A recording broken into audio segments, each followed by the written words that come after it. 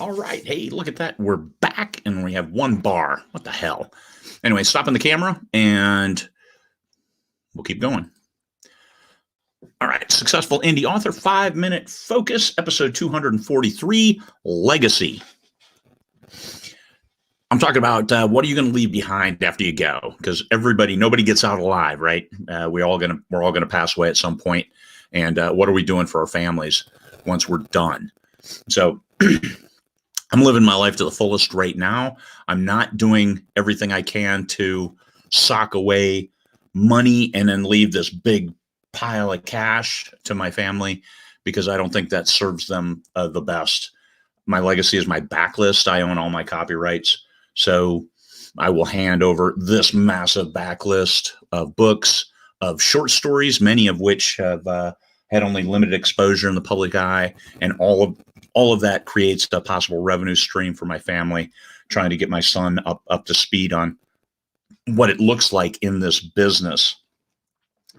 I do have a significant backlist. I probably don't have to write another book, as it may be, in order to maintain a revenue stream for the foreseeable future. So I believe in if you give a man a fish, he'll eat it. But if you teach him to fish, then you'll have it forever. And that's what I'm trying to do. I'm killing myself writing books, not killing myself trying to sock a lot of money away. So I spend what I make, more or less. I try to keep enough to grow the business, of course, to increase my readership. But generally, I am leaving my backlist as a legacy. But that's my choice.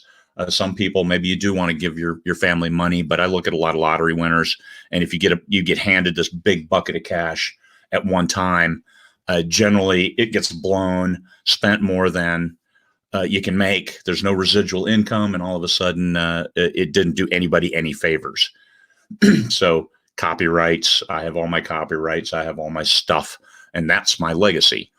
What you want to do is it's your choice, but also I encourage every author to have a will, just in case.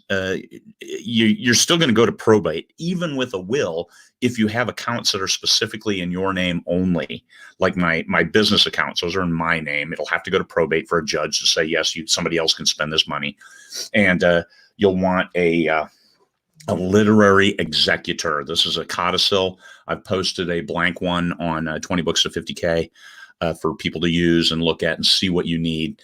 This is what that literary codicil, a literary executor, is the person who is responsible for making sure your backlist and your books get the visibility they need. This is a person who just takes that and moves on. Because your regular executor probably has absolutely no idea how to run a publishing business.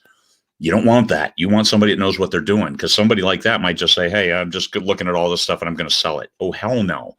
Here's 100 stories, books that have been wildly successful and made a lot of money, and I'm just going to sell them in a bundle package and then we'll distribute that among the heirs. Oh, hell no.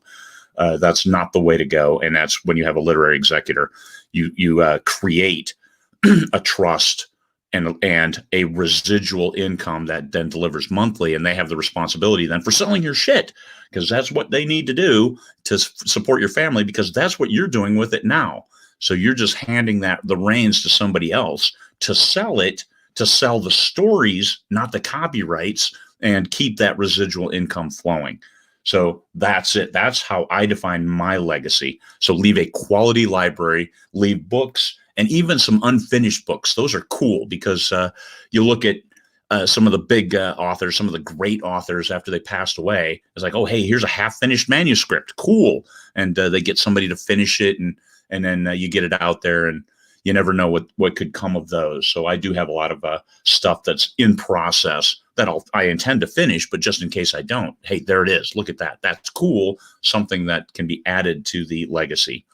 All right. So think about your legacy. Think about what you want to leave on top of being able to live now. Don't torture yourself by living miserly now if that's not you, in order to try to leave this big nest egg for your family. I'm not sure how much they would appreciate it, as opposed to appreciating you living now. That's important, that you live for today because that's what you got.